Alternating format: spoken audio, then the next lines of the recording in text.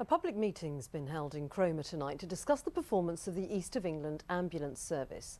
The Chief Executive's been answering questions from people concerned about response times and recent worrying headlines. In a moment, I'll be speaking to him. But first, Nikki Fox reports. A busy public meeting full of those worried about the care of the most vulnerable.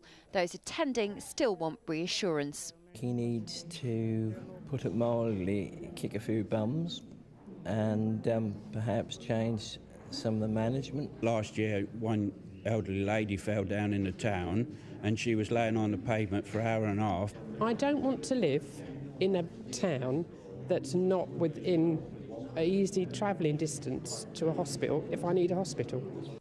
The ambulance service is recruiting frontline staff, 400 student paramedics, but they won't be fully trained for 2 years. In rural areas, the response times are still pitiful. In North Norfolk, they're supposed to reach 75% of the most serious calls within 8 minutes. In February, they only managed 35%. And in Chelmsford today, an inquest found serious failings in the case of a woman who died after an ectopic pregnancy. Tracy Glenister suffered a heart attack from internal bleeding in 2011. She was treated by 2 student paramedics who weren't sufficiently trained.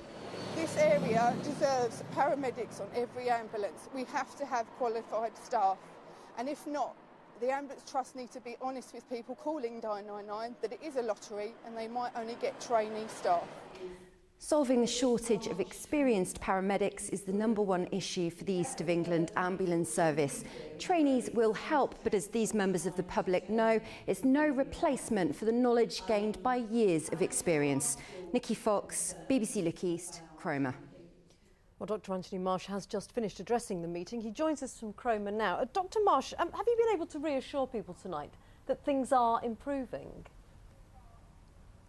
Absolutely. Tonight gave me an opportunity to set out already that we've trained many of our staff to undertake their training. We've recruited over 100 of the 400 additional staff, and the first courses have already started. And in fact, in Norfolk, the average response times have already, in the first 3 months since I took command of this ambulance service, our average response times have reduced by 9 minutes to 18 minutes, which really does demonstrate the very hard work and excellent service that our local staff are providing to do the very best they can for their local patients. But in North Norfolk, you are still nowhere near to hitting some of your most serious emergency response times.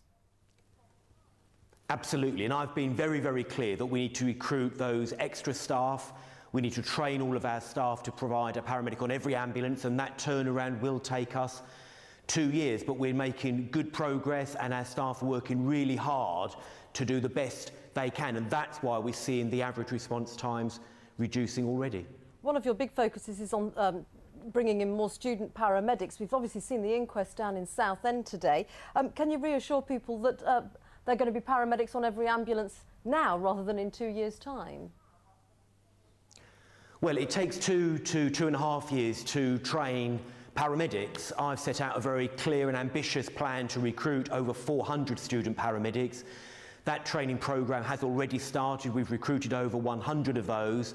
It clearly is going to take time, but let me be very clear that the paramedics that we have, that we will do the best we can to make sure that as many patients as we are able to will be responded to and treated by those highly trained paramedics, but it is going to take us time to have a paramedic on every ambulance and on every response car in each of the 6 counties in the East of England.